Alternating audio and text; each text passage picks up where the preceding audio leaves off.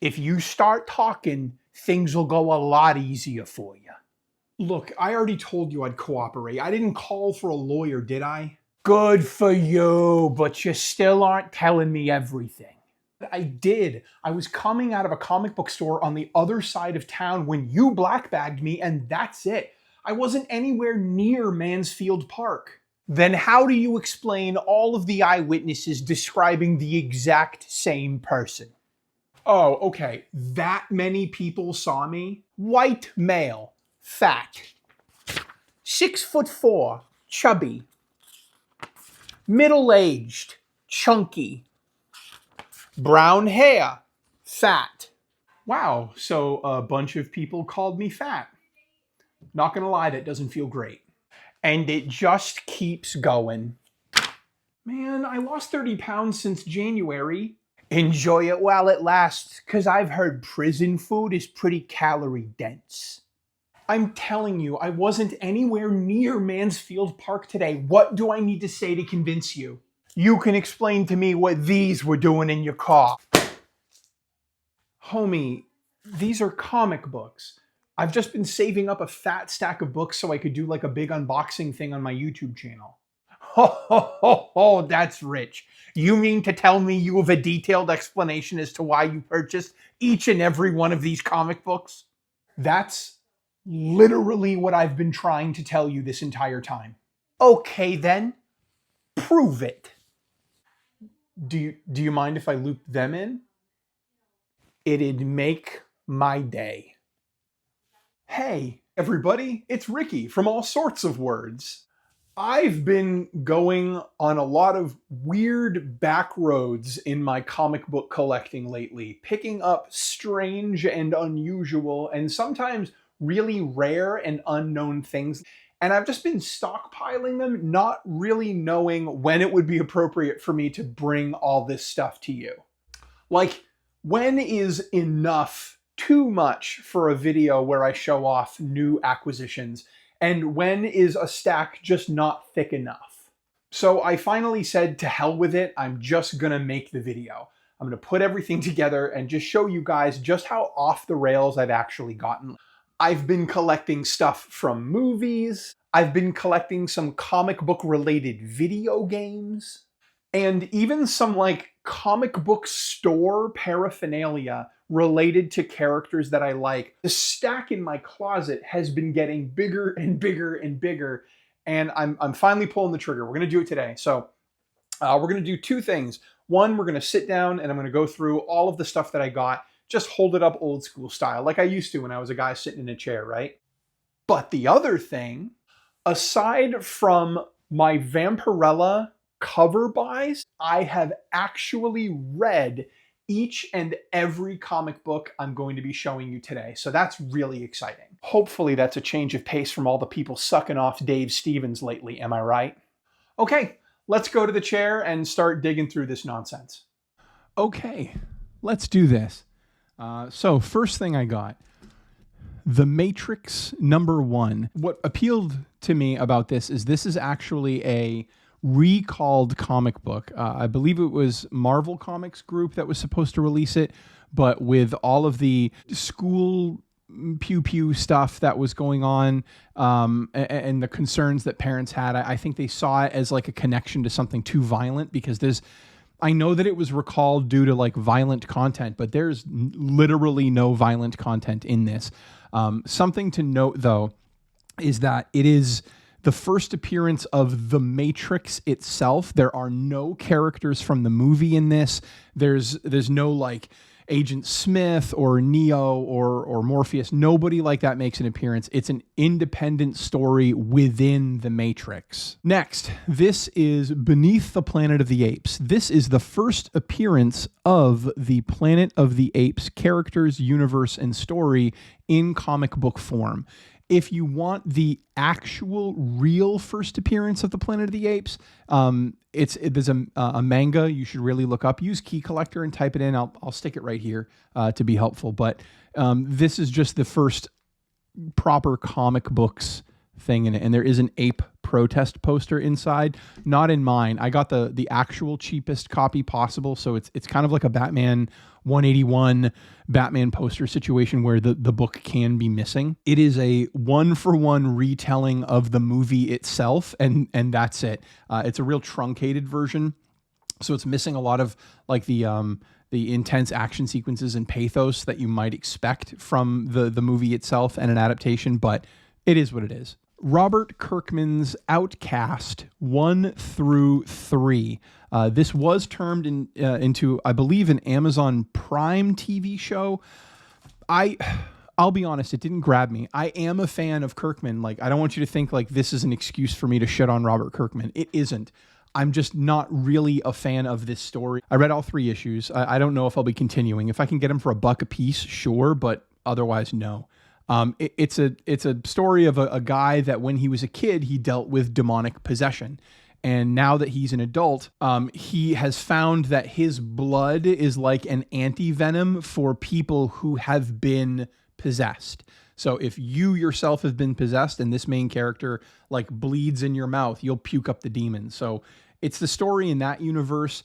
I think Kirkman's fame gave him a lot of leeway in this one to kind of slow down and tell a more measured story. It was way too slow for me. And by 3 issues, which would have been 3 months in real time, it still didn't grab me. So like I said, $1 a book, I could continue just because I know Kirkman would eventually pay off. However, I'm just not crazy enough to go out and hunt him. Dark Horse presents number 22.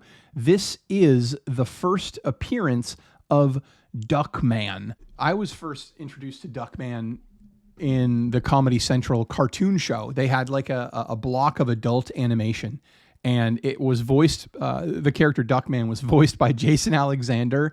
Jane Lynch was in it. Tim Curry played his arch nemesis, King Chicken, and has to this day what I believe to be one of the funniest cartoon laughs I've ever heard. So, Duckman, now that you've seen my secret, it's me, your arch nemesis, King Chicken. If you are a 90s kid who got into watching animation that you weren't supposed to in the 90s, this was a cool buy for me. Duckman only appears on the last 2 pages in black and white, and it's not very funny, and it definitely doesn't allude to what it will one day become, but the art style is there, and it was a cool read for me. Men in Black, number 1. Yes, this is that Men in Black. Here, let's go to a clip of Men in Black right now. Oh, wow! Awesome. This is the first appearance of Agent J, K, and Z. Also notable, it is the first appearance of the Neuralizer, the thing that makes you forget your memory, although it is a flashlight that just kind of flashes in your face. It looks like a regular-ass flashlight.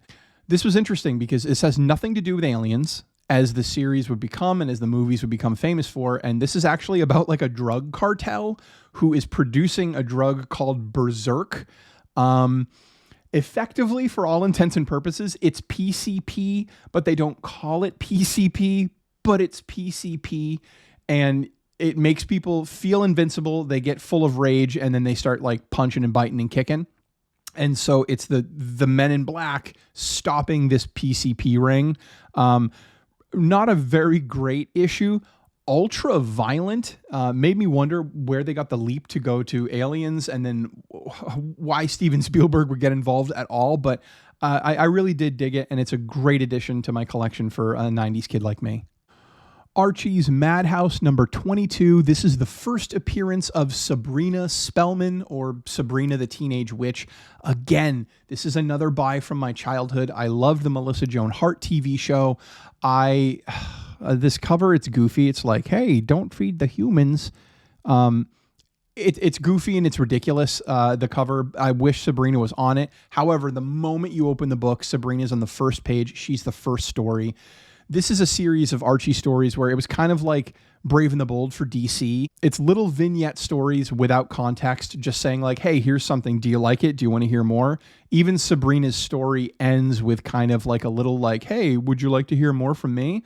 But What I did like about this a lot is it identifies everything you need to know about Sabrina the Teenage Witch in minutes. It shows you her powers, it shows you her weaknesses, and you get where you need to go really quickly. And so for a first appearance, I don't think you can get much better. RoboCop #1. This is an actual adaptation of the RoboCop movie. It even has a picture of that scene. I'll show you that scene right here. It is what it is. It's a black and white, not exactly gruesome, but still grisly retelling of the RoboCop story with nothing new added. So if you're a fan of RoboCop and you just want to own his first comic appearance, go for it. But you're not going to tread any new ground with this tale. Hack Slash #1. This is an indie comic, and it follows the story of Cassie Hack and her sidekick Vlad. And Cassie Hack kills slashers. Get it? Hack slash. You get it. You're smart. This is a thick ass first issue. The camera's not doing it justice, but for real, if this book came out today, if this book was written today, there is no universe where some editor or producer or whatever would not get in the creative team's ear and say, this really should be 2 issues. Because you're getting so much story. You meet the characters, you meet the new villain, you get to hear all about their backstory, and they resolve the issue, kind of like a mini anime arc. That's really my impression with this book. It felt like I was watching the first 3 episodes of an anime where you're getting introduced to so many characters and a small plot that they can solve and fix right away. I really loved this book, and I will be all in moving forward. I'll definitely be getting more copies of these books in the future for sure. Dark Horse presents #10. This is the first appearance of The Mask. This is not Stanley Ipkiss, so not Jim Carrey's character, but the first concept of there's a wacky, cartoony character who can actually murder people. In case you didn't know about the Jim Carrey movie, the violence, much like Men in Black, was scaled back really hard for this tale. It is an overwritten, over-arted, there's kind of nonsensical art that isn't pleasing to look at, or it's just overly stylistic. That's what I wanted to say. I didn't really enjoy it. And had you handed this to me at any point in my life and said, hey, did you know this particular story was going to be a major motion picture, I wouldn't have believed it. But if you're a 90s kid, you're in your 30s right now, you definitely remember The Mask. It's a super cheap book and a great ad for your collection. Slow Death #1. Slow Death #1 was written in the 1970s by college students to be an ecological series where they talk about like the world's coming to an end and nobody seems to care. It's all black and white stories. It has very R. Crumb vibes. And some of the stories are kind of gruesome. They're gross. They're not afraid to make the death of our planet look nasty. What makes this comic super interesting, the creators of this book wanted to raise money and donate all of the proceeds to an ecological center. But when the ecological center realized what they were getting money for, they refused the money. I think that's such an interesting tale. Like, we raised money for a charity to fight climate change, but because we didn't fight it in the way that you wanted, you're not going to take the money to help fight climate change. That seems so brutally short-sighted. I hate it. Dell Comics, Alvin and the Chipmunks #1. This is 1959's first appearance of Alvin and the Chipmunks. Look at these disgusting monsters. This is the only time they appeared like this, and they were almost instantaneously redesigned so that they wouldn't look like nightmare fuel. There's 4 stories in here, 3 of which are about a harmonica. Alvin's harmonica, and I don't know. I'm a grown ass man. I'm 38 years old. I'm about to turn 39 in July, and this isn't for me. So like, I don't know if I can fairly judge it, but I have such a fond memory of the Alvin and the Chipmunks movie and TV show from when I was a kid that this was such an easy buy for me. This was like $35, and everything above this book was about $100 on eBay. So like, I am personally eating the bottom of all of these books that I'm buying. Like even the Hack Slash was the cheapest copy. So I'm buying all of these books on the cheap, and then I'm effectively raising the price for everyone else who comes after me, which doesn't feel great, but hey, I'm getting these books, right? Gore Shriek #1. This is just a gnarly cover, and this cover is deceptive because it promised me, a horror fan, really crazy, violent, wacky images inside. And honest to God, of all the stories in here, there's only one about a gold medalist that is any good and showcases like real talent. The rest of the stories are really bland, really boring, really bad. And then even the gore that we're here for, it's called Gore Shriek, for Christ's sakes. The gore, they pull back really hard on a lot of images. And I'll show you one here. Like, why is this the most brutal image they could have produced for this moment? This guy's guts should be in hands. His jaw should be flying off. It should look more like this on the cover, but it just doesn't. It really let me down. I would continue to buy this series and hope that it gets better, especially because like the covers are just wild on them. But story-wise, no, this is a big old fail. I saw this cover on Key Collector. It is a wraparound cover. Her legs do continue on the end of the vamp part. It's a Mike Mayhew cover. I didn't realize this cover existed. I saw it on Key Collector, and I wanted to go grab a copy. I got the cheapest copy that was in high grade. It's a white book, so it makes things dirty. That's just the sticker, but it's a great vampy cover to add to my collection. Another awesome vampy cover, Vampirella and all of the classic monsters. There's a Dracula, there's a Mummy, there's a Wolfman, there's a Frankenstein, and Vampy in the front. I'll be honest, the only missed opportunity on this cover is I wish Dracula wasn't there and she was on the couch with them, kind of like this statement that Vampirella is assuming her position among the great monsters. I would have liked to see that. This is a Linzer cover of the creator of Dawn fame, and I love every time they show Vampirella in a different light. I don't need her to be perpetually mid-20s and sexed up. Seeing her what she looked like as a kid in like a school uniform, and they didn't psychotically sexualize a child. This is awesome. I really like this cover for so many different reasons. Also, I like any cover that features, the creatures of the night. And so her with the bats is also great. This is a spicy Vampirella cover. This is Vampirella number 666. They only made 333 of them. And here we go. Look at that. Vampirella is almost never, ever, ever shown nude. She'll have something covering her because they're not that spicy of the books, right? But aside from the hair, that's a naked lady. And so they almost never represent her this way. And so when I saw this, no joke, this was $80, and the next one above it was like $100, and the next one above that was like $150. These books are gone because it's too great of a cover. This contributes to me saying, I hope, dear viewer, you don't get into Vampirella because they're way too limited. It does come with a certificate of authenticity to verify rarity. Lady Killer 1 through 3. I'll be honest, this was a title and cover. First of all, that's some great wild art. It reminds me of that movie from the 90s, Serial Mom. Here's the deal. This is a 5-issue series. I got issues 1 through 3, and I will not be continuing. It is some of the best art in a modern comic book of this style, this like 60s Art Deco. I authentically loved it and still love it. And I will like paw through these again in the future. The story is just, it's so...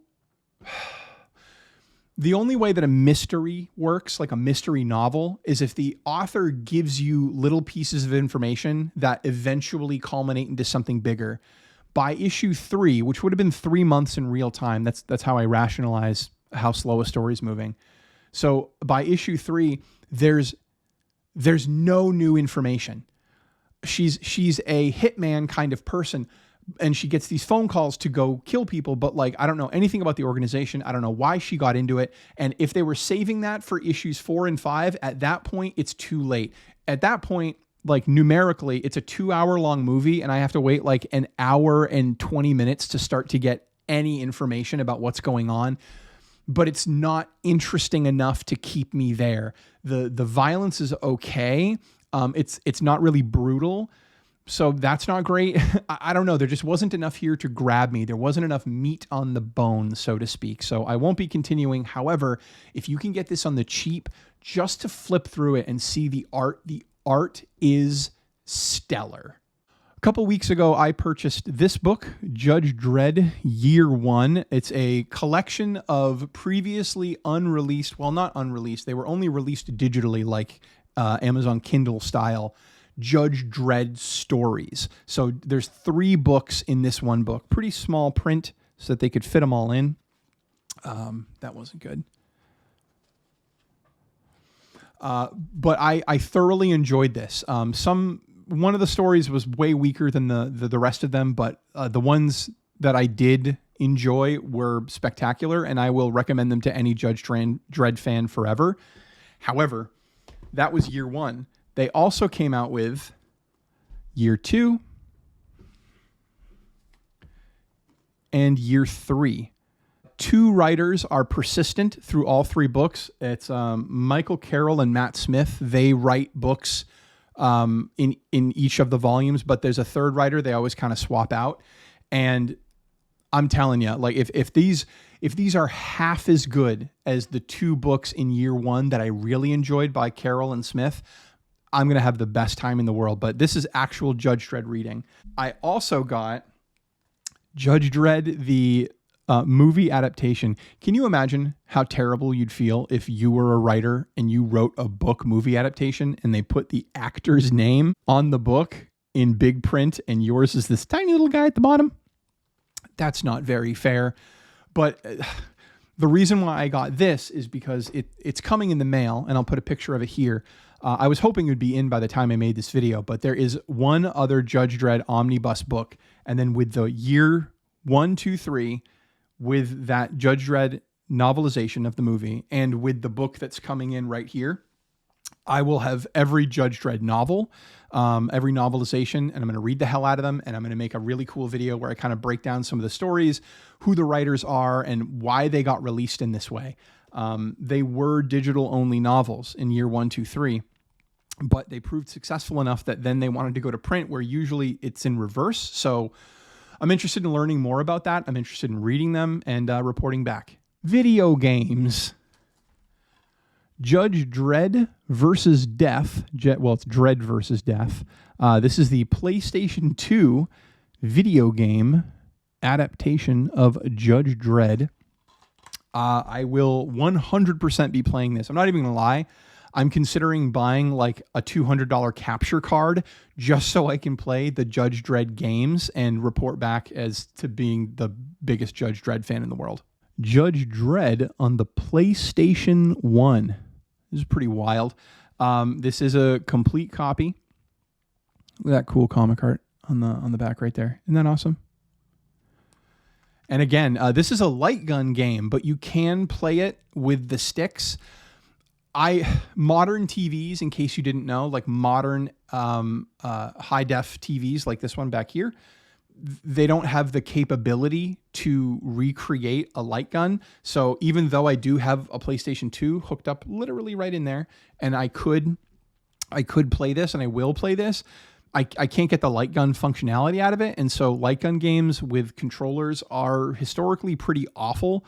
So I'll probably be cheat coding the hell out of it just so I can see the content in the game. And second to last item, Judge Dredd on the Sega Genesis. Oh, I mean, just that red nostalgia cover just gets me. The Stallone art on the back, a whole plethora of screenshots interlaced with movie shots. That's cool too. I think this is fascinating. I'll read this to you, but this sticker right here, it says, free DC Comics online software enclosed, good for 10 free hours on America Online, $25 value.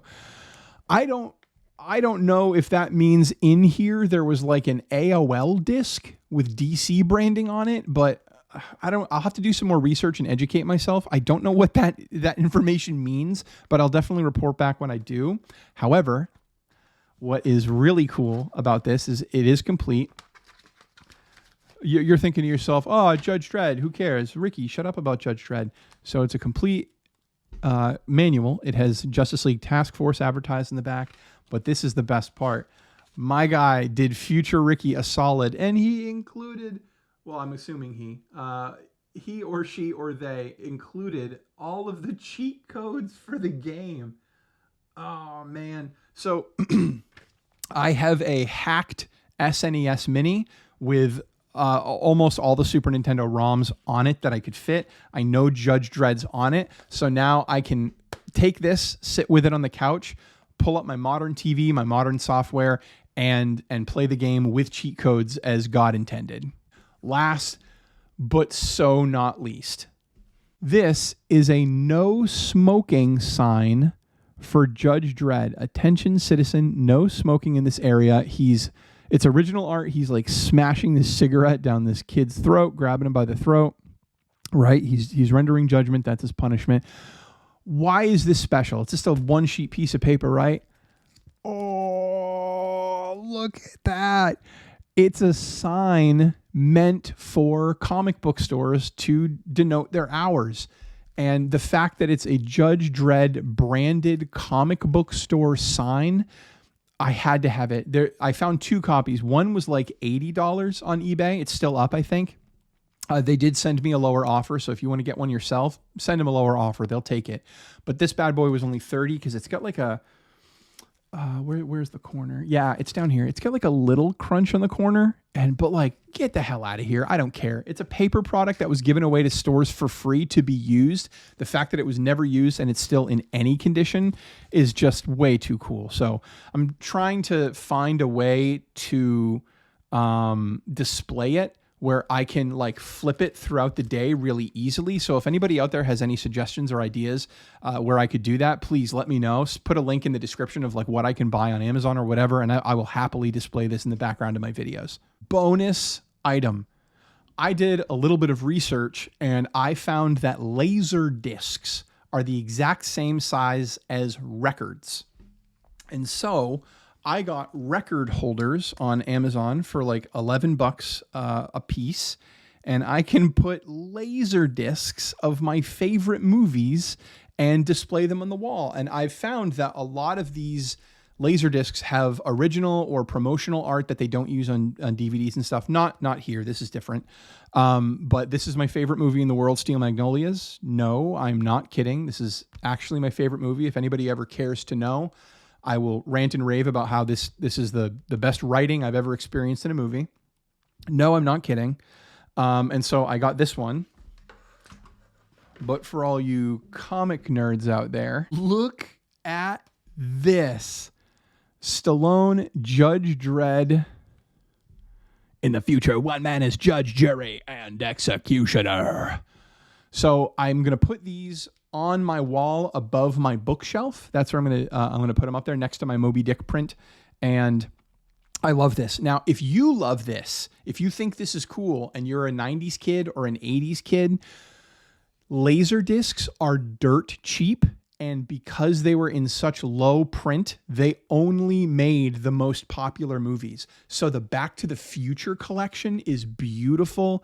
They have, they just have any movie you can imagine that came out in the 90s got a laser disc print, and you can get a record thing just like this and hang it up on your wall. They don't take up as much room as posters. They're super cheap themselves. The frame is cheap. They look sick. So like, I want to start putting it out in the community, like let's absorb some of these flea market laser discs that we can find out there on the cheap and make some cool stuff. Okay, that's everything that I have. That is a couple weeks worth of buys. I know I don't do these types of videos often, but this is everything that I've been collecting, and I hope this exonerates me of murder. Okay, did that do the trick? Are you convinced now? You know what?